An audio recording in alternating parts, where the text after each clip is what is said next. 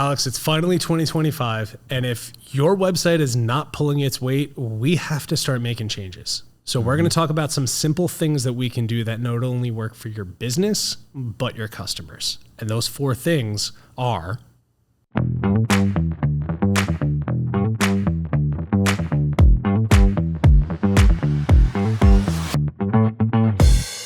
We have a really exciting announcement for all of our viewers and listeners out there. The new book, Endless Customers by Marcus Sheridan and the team here at Impact, comes out in April of 2025, which is really exciting. But you know what's more exciting? You can go right now, today, to endlesscustomers.com and pre-order your copy. And if you do so, there's all sorts of great bonus content that you're going to get that you wouldn't normally get if you don't pre-order. So again, go to endlesscustomers.com and pre-order your copy today so you can learn how to earn trust and win more business in the age of AI.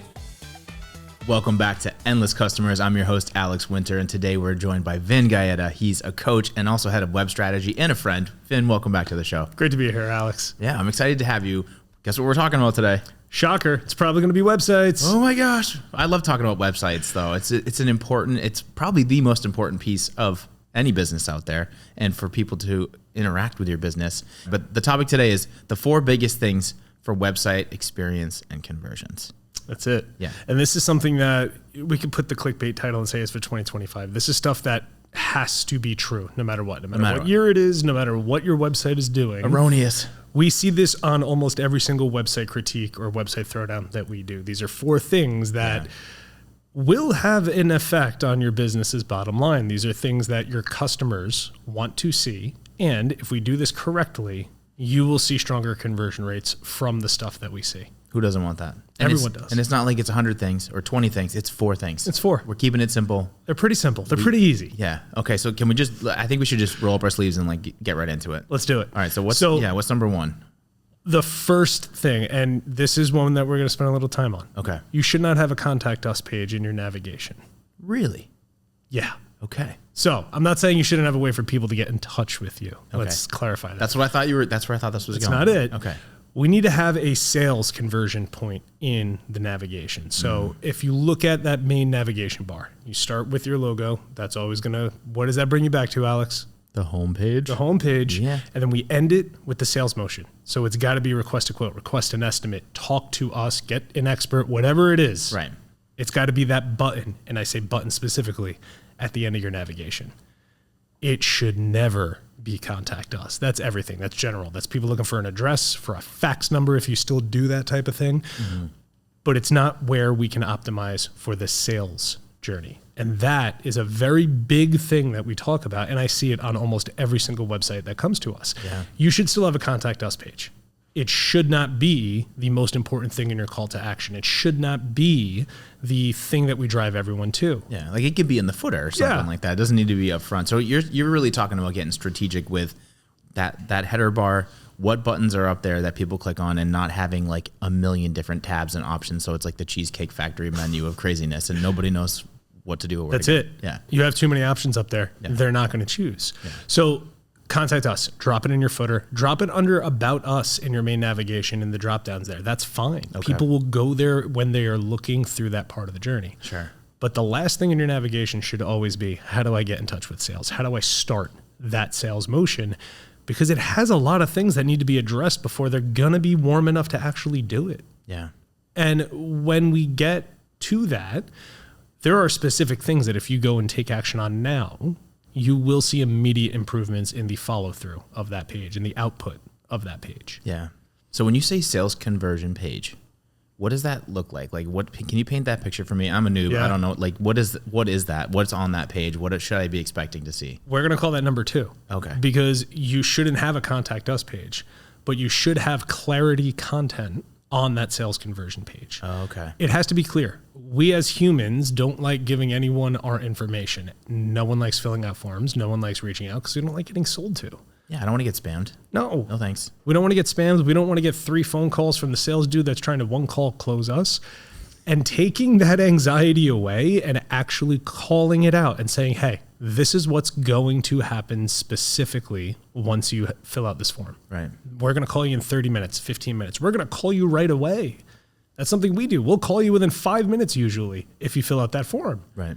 So we need to actually say what that looks like. Make it crystallized both in text and in video so that we can hear a human that I might interact with. If you go to our site, you're going to see Becca talking through what the experience is going to be, what those conversations will look like, and ultimately what the outcomes should be.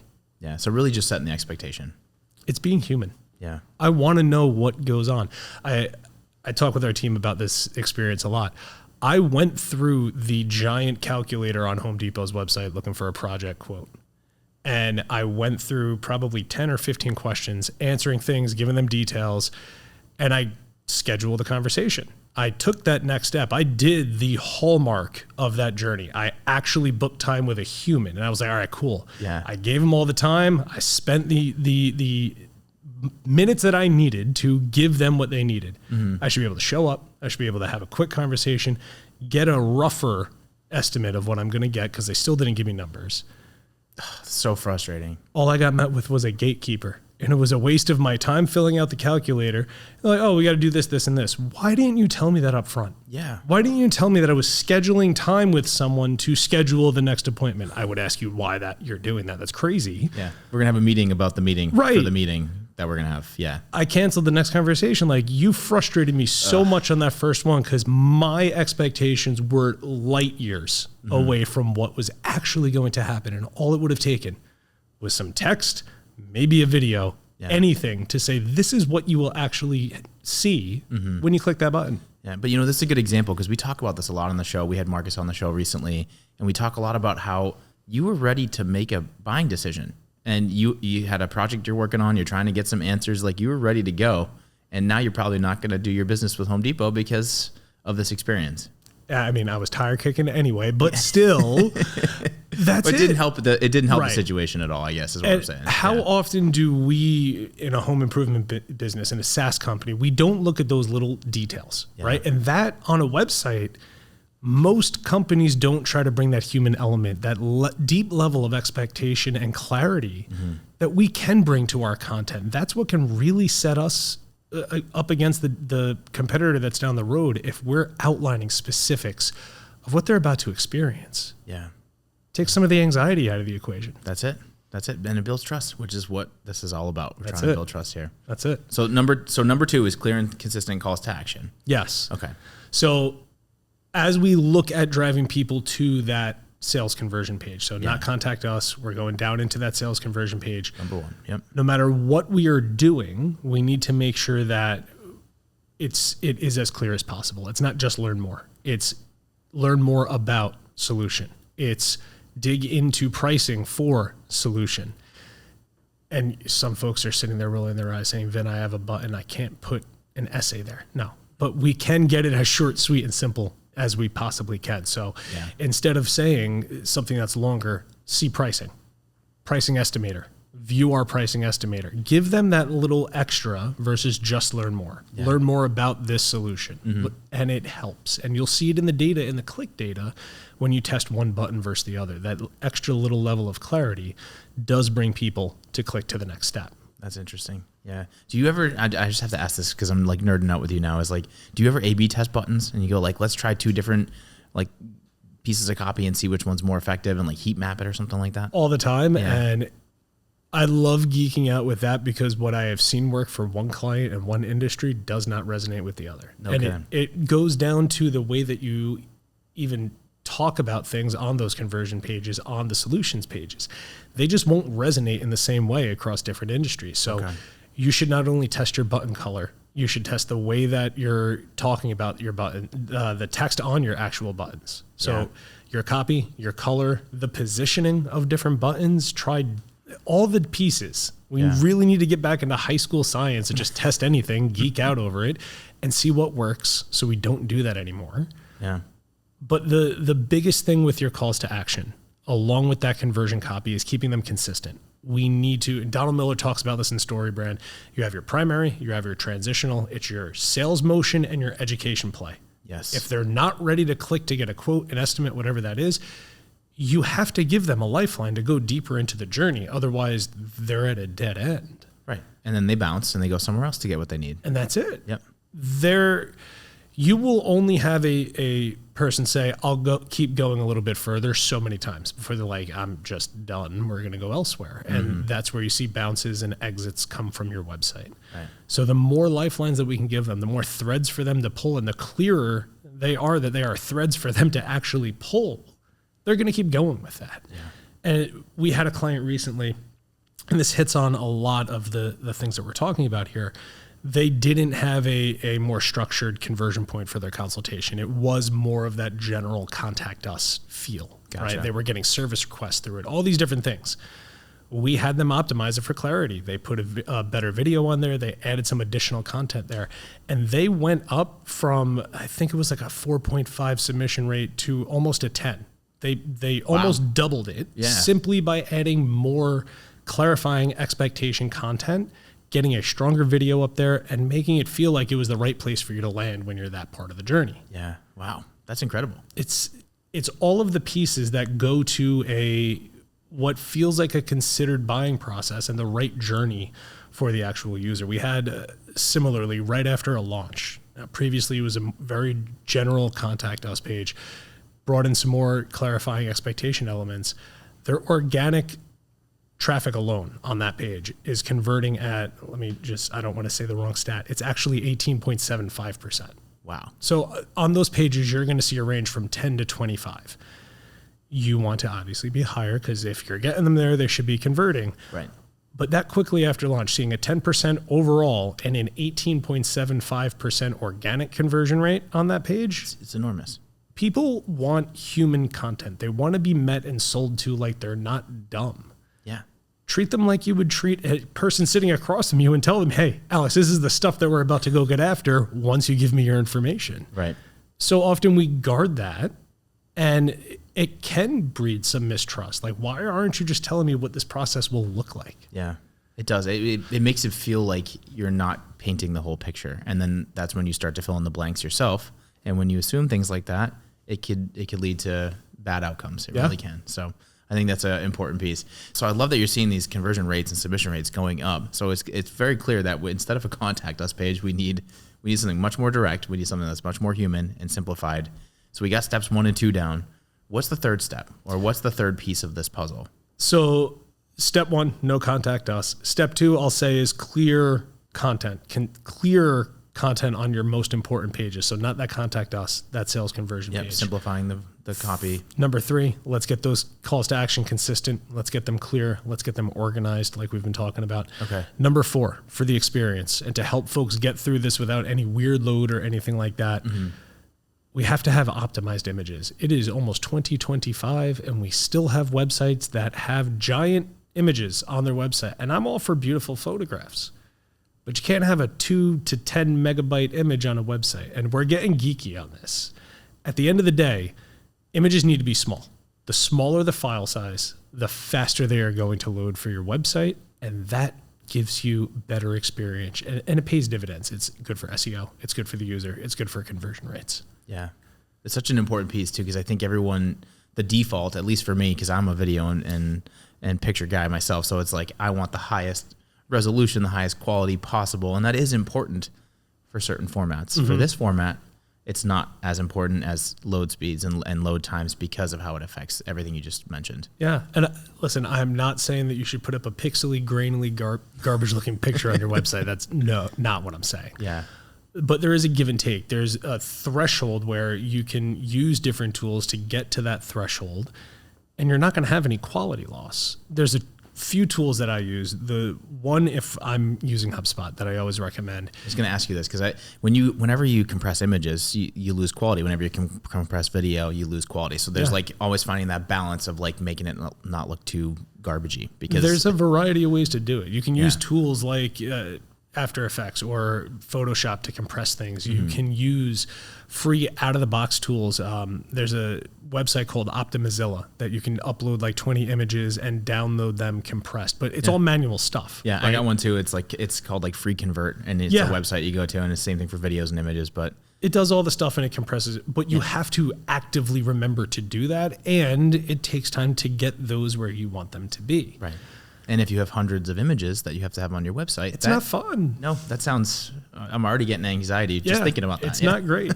So for our clients that are using HubSpot, we always recommend a tool called Pixel Compress. It's by one of our friends, Franco at Narrative SEO. Oh, we love Franco. Yes. And the tool does it for you. So you can manually have it do all of the ones in your HubSpot portal, but then it will automatically continue to optimize them. So if you miss an image, and everyone's going to miss an image from time to time, it will automatically compress it. And it goes to a certain threshold that they have seen where it shouldn't overcompress. But if it does, you can, with a snap of a finger, literally click a button and it goes back to the original, so you can manually do it. Okay.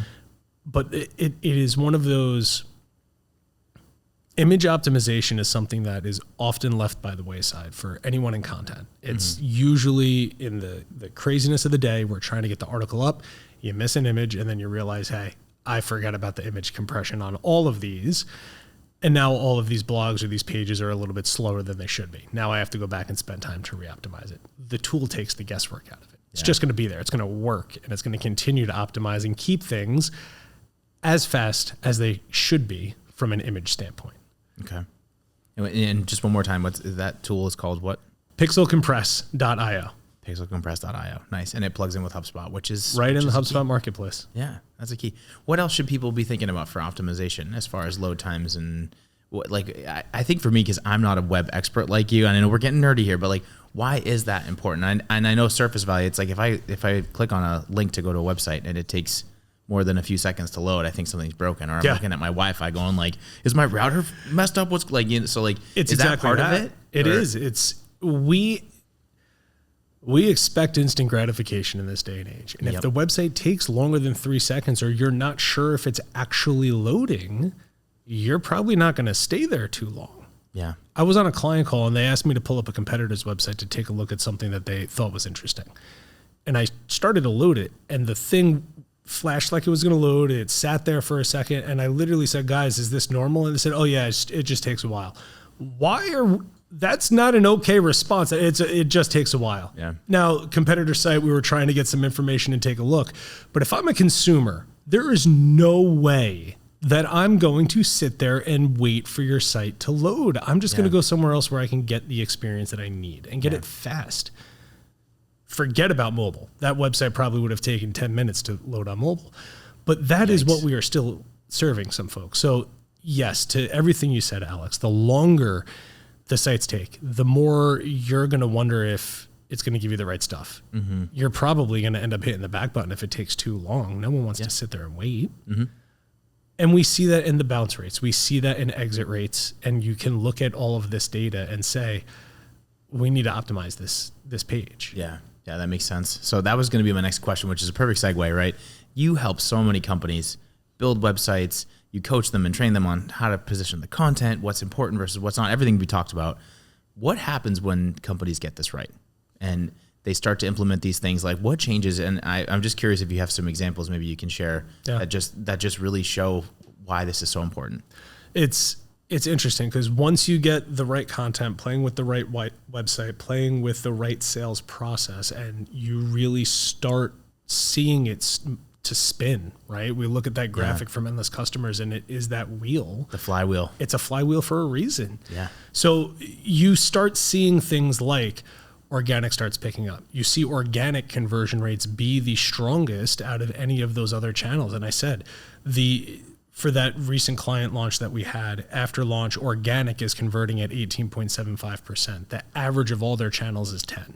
Wow. Organic is, if not the highest, I think it's their second highest currently. And that's almost a month after launch for them. Yeah. So that's only going to go up as time goes on. Right. Yeah. And it's a thing that we now have a benchmark, and we can say, okay, seasonally, where should we be at? What things can we go test? Do we need to go run some experiments on buttons? Should we test some new messaging or copy to keep that where we are seeing it be its strongest? And you're not always going to have a consistent conversion rate. That'd be crazy. It's going to ebb and flow. Yeah.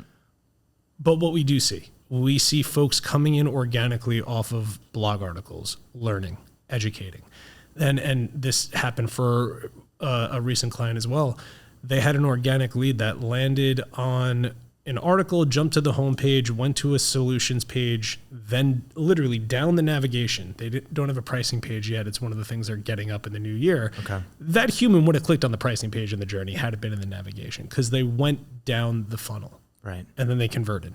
Right. Exactly as we said, from basically homepage all the way down to sales motion. And it's a brand new organic lead from them. Yeah. I like that we're talking about the user journey, though, and it's so important because I think a lot of businesses think they know what the journey is, or they design it the way they want it to be. But just because you think it or you want it to be that way doesn't mean that that's what your customers need or addresses the fears, worries, concerns that they have. So really mapping out that path step by step and having that in your navigation, it just is clicking for me. Like, this is all making a lot of sense. Yeah. It is where we show them their literal journey. It's their path. It's not just links to pages. It should be the navigation, the map of where you need to go to get the right information to make your purchasing decision, whether we are a fit for you or not. Yeah. That's the journey for you to find out. Yeah. And oftentimes websites can become selfish things instead of what should be the most human act of sales love in the world. We're going to be transparent. We're going to be kind, and we're going to guide you, take your hand and say, hey, Alex, you got a problem you need solved. Here's how we solve problems. Right. Here's how you can trust us to solve your problems. Here's a little bit about us, and here's how you actually take that sales motion. That's your navigation soup to nuts. Mic drop, just like boom, there it is.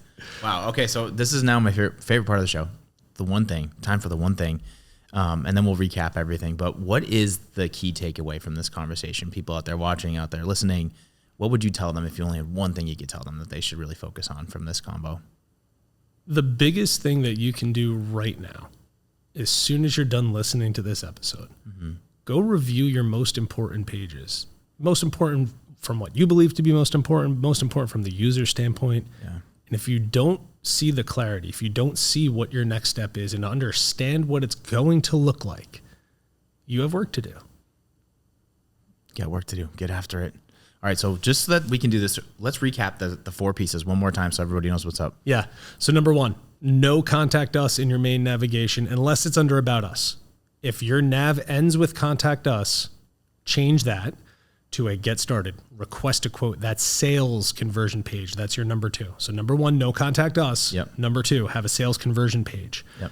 Number 3, we need to make sure that we are giving clarity to our calls to action. Yes. No more just learn more. Learn more about insert your service. See more about insert your service. Give that clarity. See what works best for y'all. Test those calls to action. Yes.